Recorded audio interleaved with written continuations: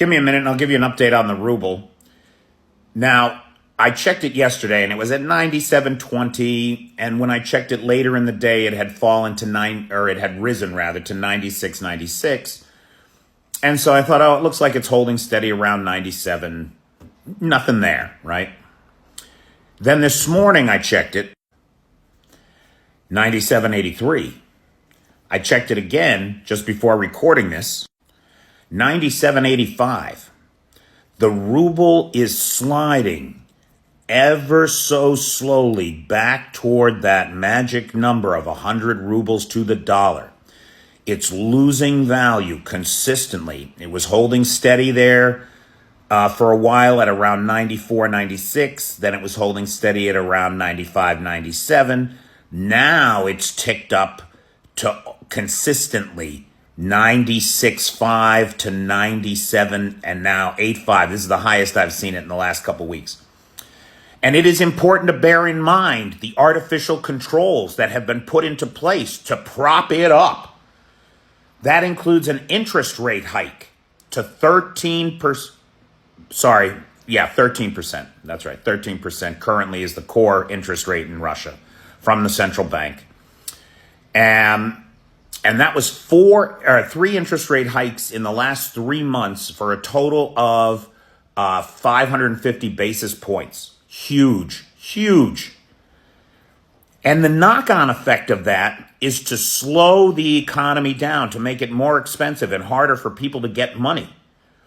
Some of those people are the farmers who are facing harvest right now and are facing these exorbitant diesel prices as the price of gas skyrockets inside of Russia.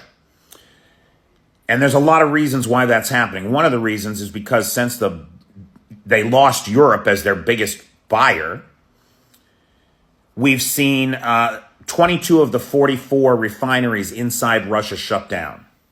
So they're producing far less gas. Now they're still exporting about $270 million a day in refined oil products, gasoline, diesel, and other refined products like kerosene. With the export ban in place, that means the Russian government is losing $270 million a day. That's about $1 billion every 3.5 days in revenue. That's over 10. If they keep this ban in place for a month, that's over $10 billion in lost revenue.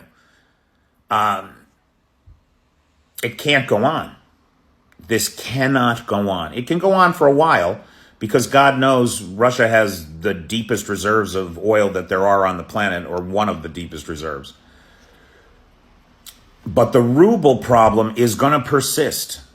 And if we look at what the Russians have done to artificially prop up the ruble, they've raised interest rates dramatically, far more than in any other Western country,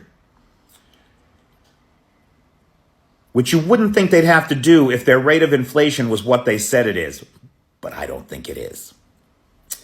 And then the other thing is they've made available about $210 million a day, I think $213 million a day in foreign currency that Russians can buy,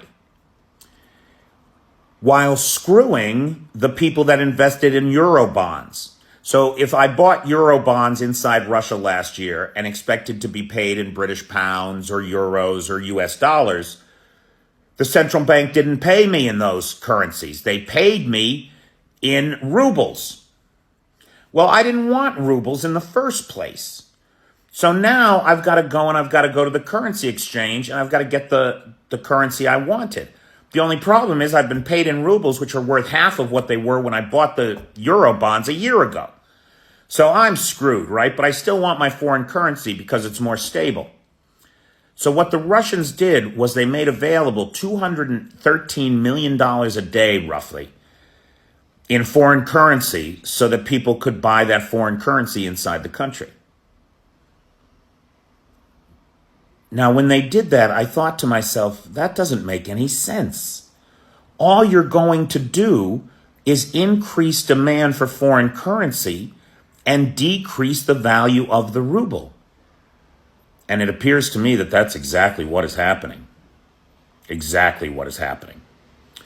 But when you live in a dictatorship and you have to appease the big boss and make it look like you're doing something, even if you know that what you're doing will have no effect or the opposite effect of what you want it to have, if you can do it and lie to them and blame somebody else for the problems, that's what these people do.